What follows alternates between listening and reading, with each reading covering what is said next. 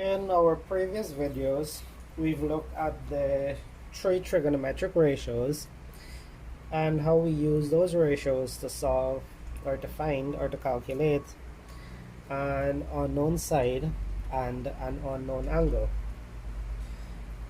And we said that we only use those trig ratios to find unknown sides and angles in right angle triangle. Now, what happened to the other triangles? With the use of the trigonometric rule, that is sine rule and cosine rule, we're able to find or we're able to calculate an unknown side or an unknown angle for non-right angle triangles.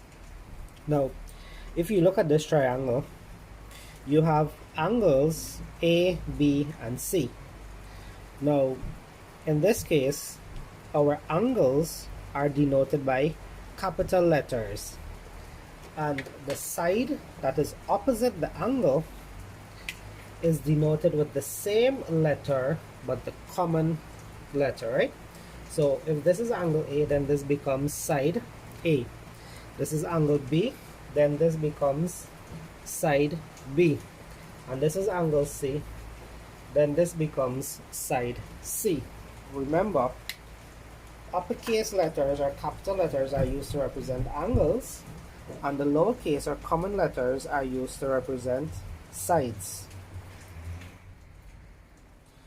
The sine rule.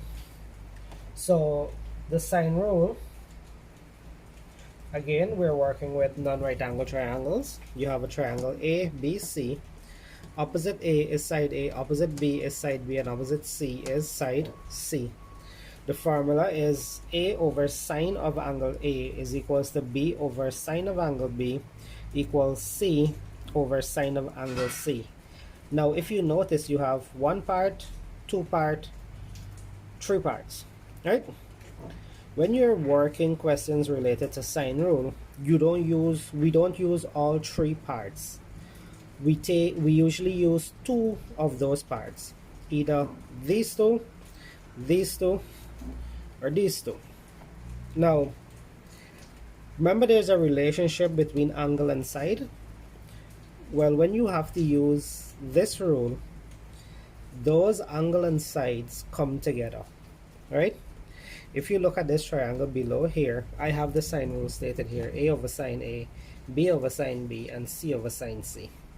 But if you look at our triangle, we have angle C and X at the side C. We have angle A and 5 at the side A. So this is common A and this is common C. Now, using the formula, like I said, we only use two parts of the tree. Now we're using these two, right?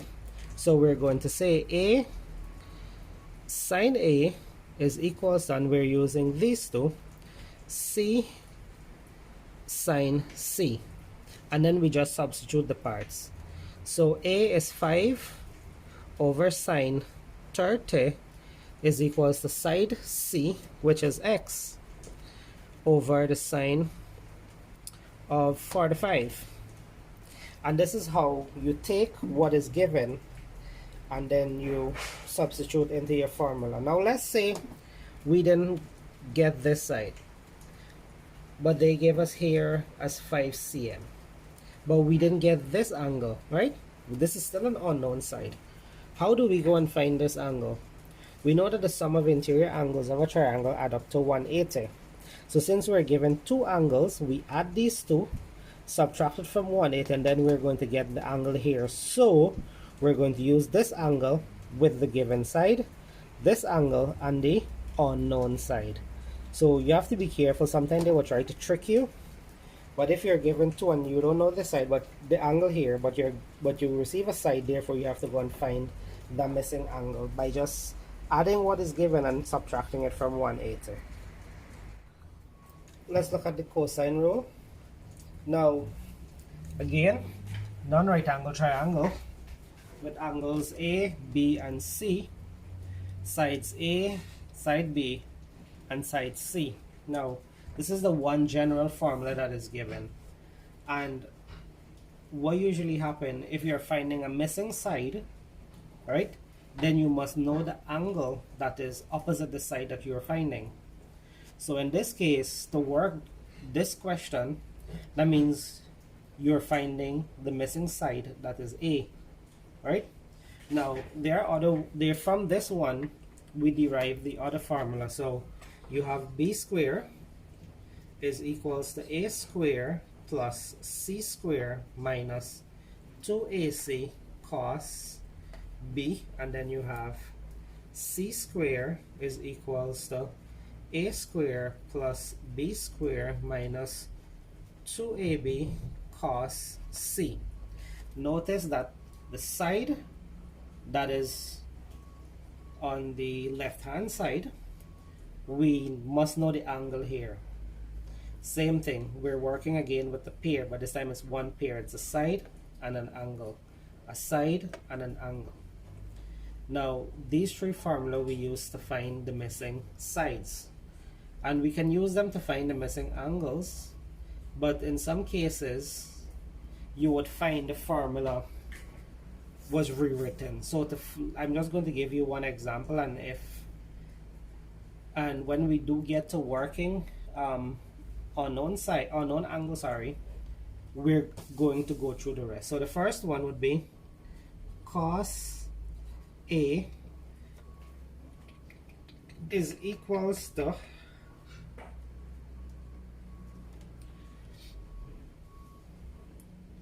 B square plus C square minus A square all over 2BC. So we use this one to find the missing angle A, and there are two others that would be cos B and cos C, but from this one formula we could find both missing side and missing angle, but they gave you others. If you want to remember the others, then you could do so, but if you could manipulate this one alone, then you could find the missing side or the missing angle using this one formula. So when we go to examples, I'm going to work with this one formula, and then I'm going to work with the other formula so that you get a feel and see which one you're more comfortable with.